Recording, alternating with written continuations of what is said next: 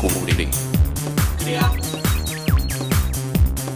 Aprender. Participar. Televisión más internet. www.encuentro.gov.ar.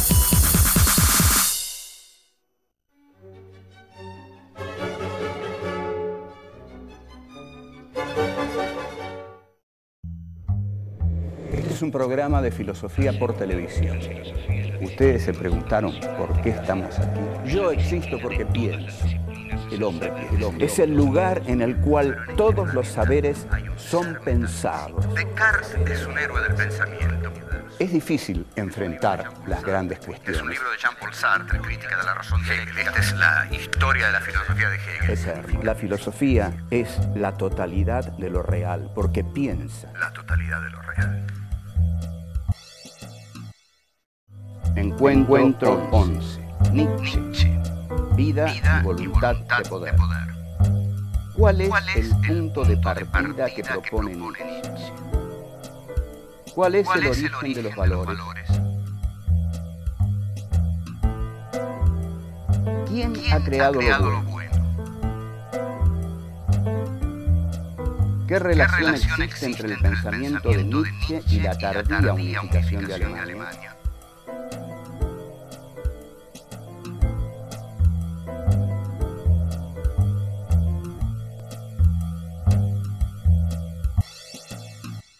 En el anterior encuentro estuvimos viendo la filosofía de Karl Marx. El pensador que vamos a abordar ahora es un pensador, ante todo, digamos, que bigote no le faltaba. Como ustedes pueden verlo, acá el querido loco de Turín, se le dice así porque ahí enloqueció y realmente llevó una vida de muchos sufrimientos. Paso a hablar un poco de la enfermedad de Nietzsche, porque me estoy dispersando, pero no importa, es un dispersa interesante. Heidegger dice que de Nietzsche en última instancia lo que siempre se va a poder decir es que se trata de un filósofo que al final se volvió loco. Es decir, que si uno a veces no les cree a los filósofos que no se volvieron locos, y dice estos tipos están locos simplemente por lo que leen los libros de los filósofos, Nietzsche sí, Nietzsche hizo los deberes en ese sentido, era un filósofo loco que se volvió loco, es como una sobreabundancia.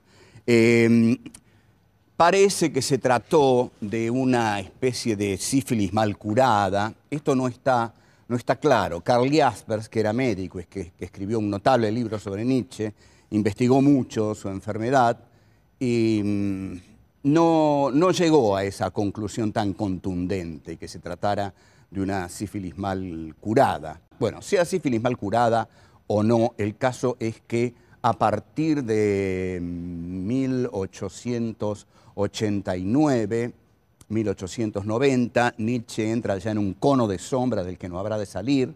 Lo encuentran tocando el piano como un loco, él tocaba el piano, pretendía componer, cosa que hizo, pero insuficientemente, sobre todo al lado de Wagner, al cual él en un momento admiró mucho, y está 10 años loco hasta que muere en 1900.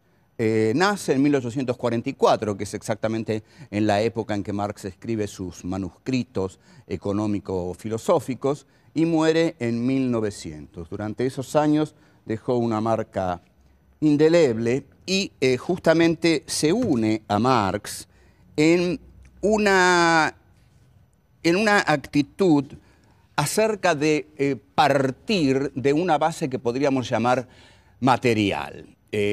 Vamos a aclarar esto. Si Marx parte de las fuerzas de producción y las relaciones de producción capitalistas, de la materialidad de la historia y de la materialidad de su sujeto elegido, que es el proletariado, que trabaja con la materia y por eso su filosofía la llama materialismo histórico, Nietzsche va a partir de la vida. La vida era, el concepto de vida estaba faltando en la filosofía. Entonces Nietzsche se va a definir a sí mismo ante todo como un furioso antiplatonista.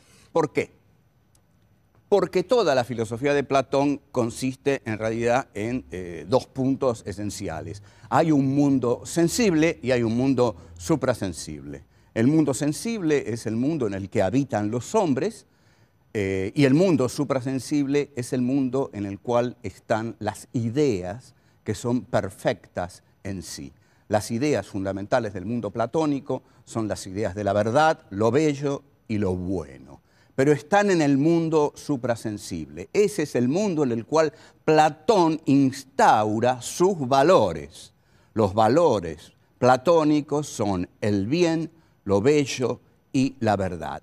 Están en el mundo suprasensible. En el mundo sensible está lo que se da en el modo de la devaluación, digamos, de la imperfección, no de la perfección eidética de lo bueno, lo bello y la verdad. Lo que va a hacer Nietzsche es justamente una transvaloración de los valores, una transmutación de los valores. Va a decir no, no, no. Elimina el mundo suprasensible y basa su filosofía en lo que podríamos llamar la materialidad de la vida. En este sentido es que me interesa ligarlo a Marx, la materialidad de la vida. La vida es el concepto esencial en la filosofía de Nietzsche. Pero la vida en Nietzsche tiene sus características, que son las siguientes. La vida es devenir. La vida deviene porque la voluntad de poder es el eje dinámico de la vida. Al ser la voluntad de poder el eje dinámico de la vida deviene.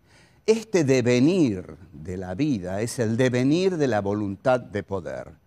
¿A dónde apunta la voluntad de poder? La voluntad de poder apunta a encarnarse en un tipo especial de hombre que Nietzsche va a describir minuciosa y obsesivamente.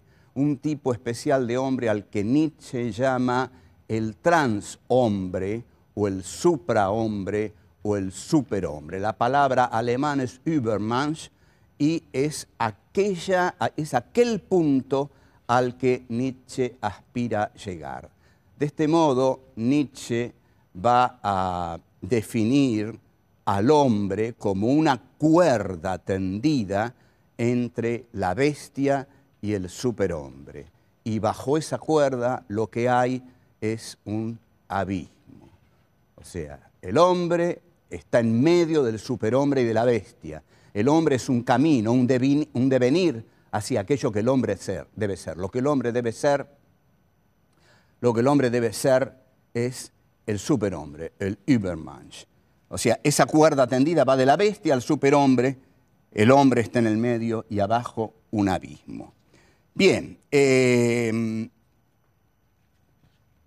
yo voy a tomar uno de los textos de Nietzsche más duros. Es decir, acá no nos vamos a andar con vueltas y vamos a tomar el más duro, el más despiadado, el más estremecedor. Es una palabra de Norberto Bobbio, que no es un brillante lector de Nietzsche, pero que no lo conoce mal y lo rechaza porque dice que hay muchos de sus textos que le resultan demasiado estremecedores. También se define a Nietzsche como alguien que piensa a martillazos, es decir, que piensa con ideas duras, frases duras, y esto es lo que Nietzsche llama pensar a martillazos. Vamos a ver en el comienzo del Anticristo, por ejemplo, cuando Nietzsche elige la guerra en lugar de la paz, cuando Nietzsche elige el odio en lugar del amor, y hasta cuando Nietzsche dice, no me importa que mueran los débiles, al contrario, hay que ayudarlos a morir. Texto que sí, es estremecedor, porque para muchos está ahí el germen de la eutanasia nacionalsocialista.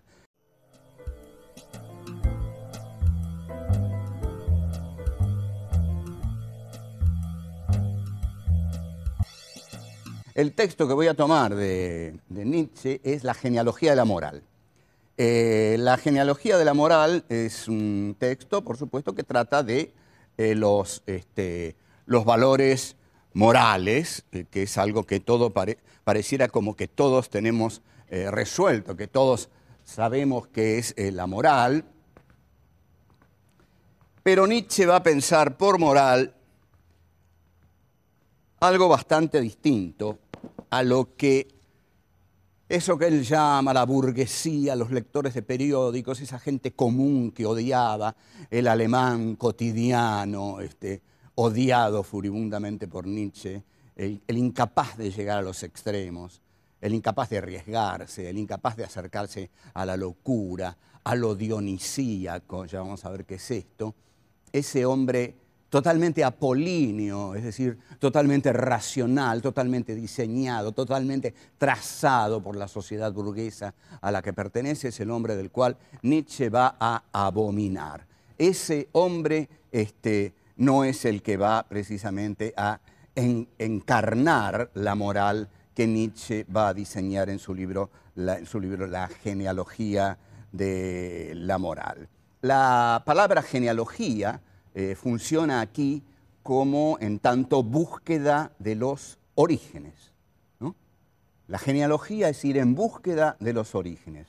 ¿Qué sería entonces una genealogía de la moral? Una genealogía de la moral es ir en búsqueda de los orígenes de la moral. ¿Cómo nacieron las palabras que dan estructura al pensamiento moral de la sociedad burguesa del siglo XIX, que es la de Nietzsche? Bueno, eso es ir precisamente en búsqueda de las fuentes. En esa búsqueda de las fuentes, Nietzsche cuenta, en el preciso inicio de este libro, Nietzsche cuenta que a los 13 años se preguntó por el problema del mal. Es una buena edad para preguntarse por el problema del mal, y en cualquier otra edad que usted o yo nos preguntemos por el problema del mal, no lo vamos a poder solucionar, el problema del mal. Lo único que sabemos es que el mal está en todas partes y hasta diríamos que es el protagonista de la historia, pero el origen del mal es realmente difícil de decidir, aún apelando a los relatos de la Biblia, ¿no? Pero lo que dice Nietzsche es que en principio él le atribuyó a Dios el mal, lo cual es un comienzo harto evidente, es decir, Dios es el creador del ángel caído de Mefistófeles, entonces en tanto creador de Mefistófeles, Dios habría creado el mal. Bueno, no nos detengamos demasiado en estas cosas que son muy sencillas para la altura en que estamos en nuestro curso, y vamos entonces a ver qué es lo que hace Nietzsche con la moral. Nietzsche odia al cristianismo, detesta al cristianismo. Su libro se llama El Anticristo, es el anticristianismo.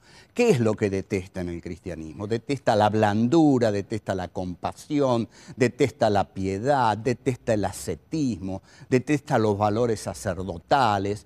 Es un tipo Nietzsche que exuda vida, exuda vitalidad, dionisismo. Les debo la aclaración de dionisismo, que es fundamental para todo esto. Pero bueno, se vuelve furibundamente contra los valores cristianos. Los valores cristianos son, por supuesto, como dije, la compasión, la moral cristiana. Para él son valores blandos. Hay que buscar valores duros, y los valores duros los va a buscar en el medio de los hombres duros. Los hombres duros para Nietzsche son los guerreros.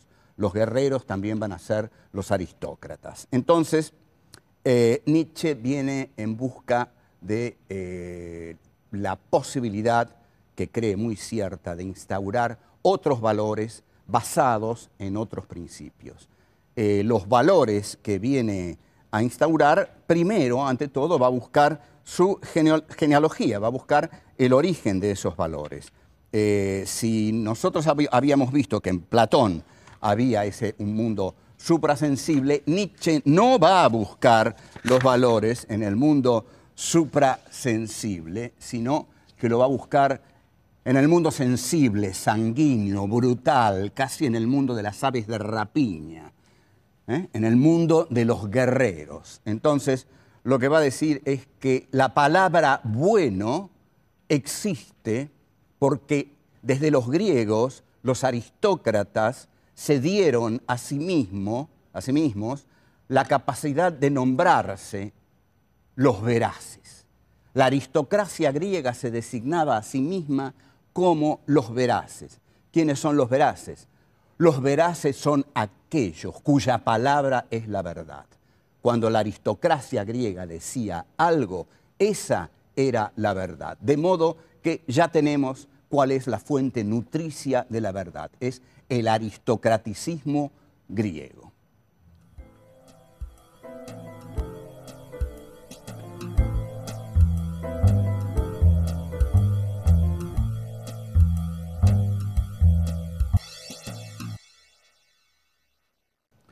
Este concepto de aristocracia que menciona Nietzsche hay que entenderlo cuidadosamente. No se trata de una clase social, al menos para Nietzsche. Para Nietzsche se trata de una clase espiritual o en todo caso de un elemento filosófico espiritual. La aristocracia, más que una clase social, es aquel estamento de la sociedad indudablemente alto, pero alto por su capacidad de espíritu, que es capaz de crear las verdades. Es decir, nosotros, los veraces, quiere decir, nosotros somos los que creamos la verdad con nuestros conceptos. De esta aristocracia griega, Nietzsche se siente heredero, y a esta aristocracia griega es a la que se remite para pensar la genealogía de la moral. Hay un concepto muy interesante que introduce y muy claro, que es el de el patos de la distancia. Nosotros habíamos visto en Marx el patos de la indignación. Son dos patos totalmente distintos. Si Marx exigía la pasión de la indignación, si Marx exigía que nos indignáramos ante la injusticia, lo que Nietzsche pide de sus aristócratas es que se indignen en tanto desdén de lo bajo, de lo vulgar, de lo plebeyo, ¿no? El patos de la distancia es esa distancia que la aristocracia pone entre ella y lo plebeyo, entre ella y lo vulgar, entre ella que es capaz de dar nombre a las cosas por el solo hecho de nombrarlas, de crear las verdades por el solo hecho de enunciarlas. Entonces, esta clase espiritual, filosófica y hasta ontológica, porque crea el ser, mantiene un patos de la distancia frente a la burguesía vulgar de los lectores de periódicos del siglo XIX que Nietzsche desdeñaba, y también contra los plebeyos, es decir, contra las clases proletarias, las clases pobres, a las que Nietzsche desdeñaba profundamente. Hay aquí el sentimiento de una clase superior que tiene el derecho de reinar sobre las clases inferiores. Tengamos en cuenta algo, aquí Nietzsche se ha alejado por completo de Dios. Nietzsche no está pensando en Dios, justamente tampoco menos está pensando en el Dios del cristianismo y menos todavía en Jesús. Los valores de la compasión, del amor al prójimo, los valores del autosacrificio, del ascetismo, son todos valores caídos, los valores blandos del cristianismo que detesta Nietzsche. Sus valores van a ser los de la dureza, los de los guerreros, sus valores van a ser los de la guerra, justamente, y vamos a ver todavía valores más despiadados que va a reclamar Nietzsche. O sea que tenemos que lo bueno entonces surge de la aristocracia y la nobleza. Lo bueno es lo que dicen los aristócratas. Lo malo es lo que dicen los que no son aristócratas, tanto los torpes burgueses, los toscos burgueses, como el oscuro mundo del plebeyaje proletario. El origen del lenguaje también se lo atribuye Nietzsche a los aristócratas, porque dice que los aristócratas, en tanto nombran a las cosas, les están dando el nombre a las cosas. O sea que ubicaría en la aristocracia griega aún incluso el origen de ese lenguaje. Bueno, estas son las etimologías de las palabras bueno y malo para Nietzsche. Bueno es lo que dicen y hacen los aristócratas, es decir, aquellos en los cuales el espíritu se ha depositado, aquellos que representan los valores más altos del espíritu humano, pero estos valores no son esencias vaporosas, esa cosa que se entiende por el alma, no, estos valores son valores carnales, valores vitales, valores de la voluntad, valores de la vida, valores del devenir de la vida, valores de la conquista, valores de la guerra, valores del coraje, etcétera, etcétera. La palabra malo va a ser para Nietzsche todo aquello que señale a los inferiores. Los inferiores son por sí mismos malos, porque justamente son inferiores, no pertenecen a la aristocracia de los guerreros, porque esta va a ser en última instancia la más clara definición de la aristocracia que va a dar Nietzsche. La aristocracia es siempre guerrera, la aristocracia va a ser lo que va a llamar más tarde el ave de rapiña y con más exactitud la bestia rubia, el vikingo, el samurái, que todo esto va a confluir, no lo quiero adelantar, pero como se estarán dando cuenta ustedes, todo esto va a confluir en el Tercer Reich, es decir, los nacionalsocialistas, toda esta era una materia prima riquísima para el Tercer Reich y efectivamente se apropiaron de ella. Uno no sabe si Nietzsche fue nazi, pero se parecía bastante.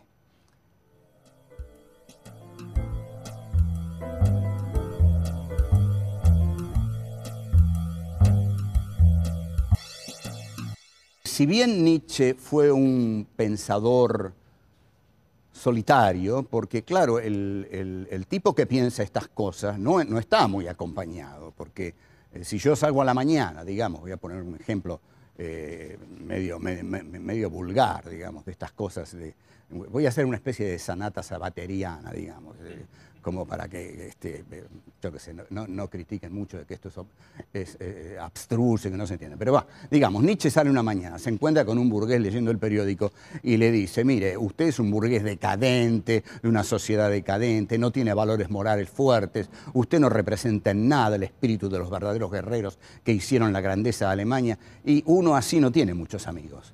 No, indudablemente va perdiendo un montón de amigos. Entonces, efectivamente, era un pensador solitario y hay algo muy conmovedor en Nietzsche. Era un pensador enfermo, era un hombre enfermo y era un hombre que tenía una relación, aunque esto no tiene por qué explicar su filosofía, pero tenía una relación muy conflictiva con su madre y otra todavía más conflictiva con Elisabeth Förster Nietzsche, que era su hermana, y que es la que va a dar forma final a la que se pretende sea la obra cumbre de Nietzsche, que es La voluntad de poder.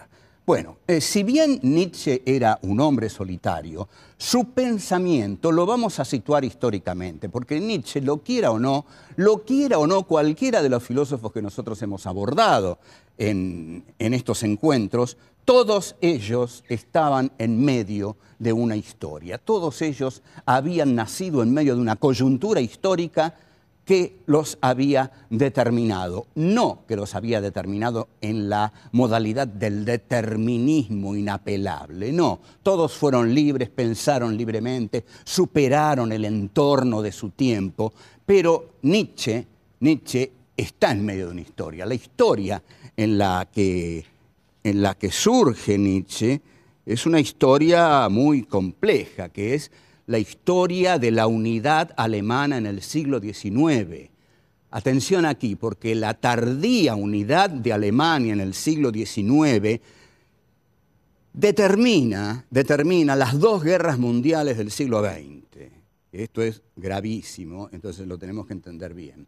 Alemania es una de las últimas naciones europeas que realiza su unidad. La realiza con el canciller de hierro, Bismarck, y con el Kaiser Guillermo, la consolida con la guerra franco-prusiana de 1871, donde Prusia gana la guerra y desde Prusia se gesta la unidad de Alemania.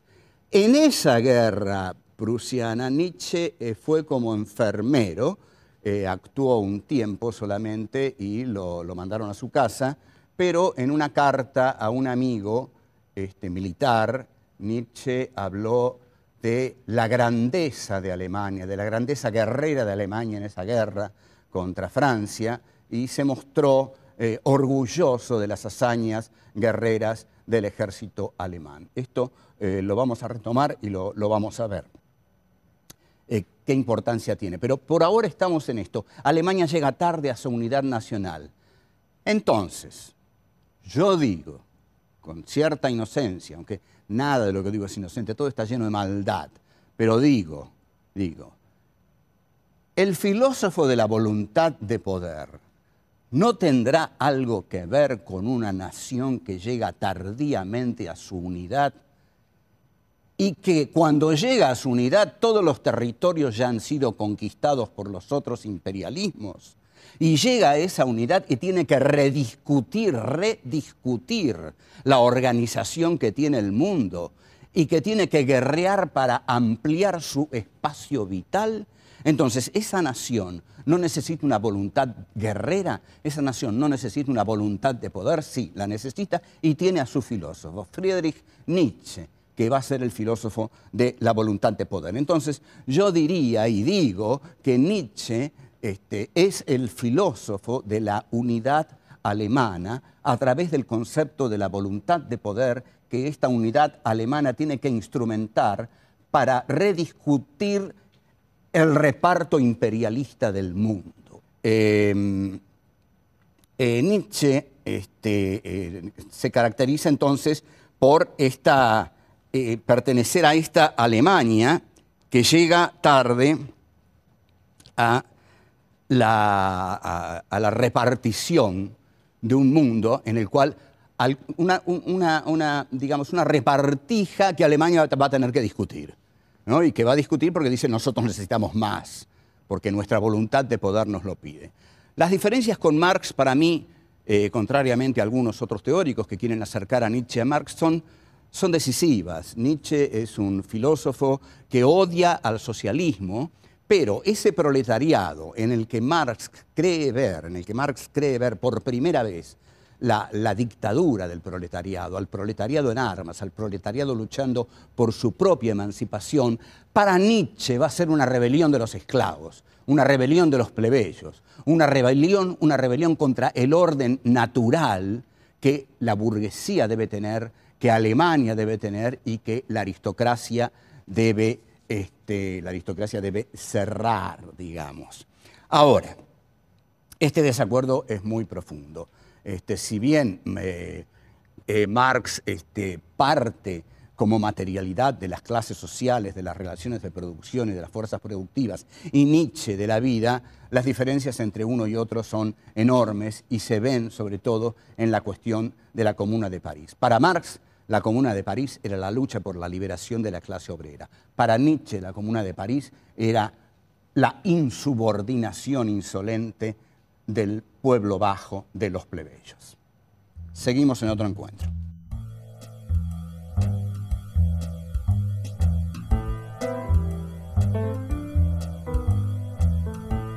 ¿Qué importa nuestra guerra ante la enormidad del peligro rojo?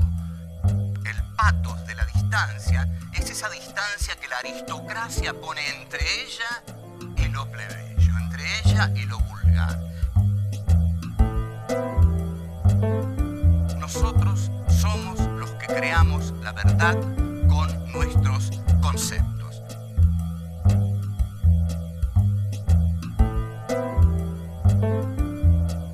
Cuando la aristocracia griega decía algo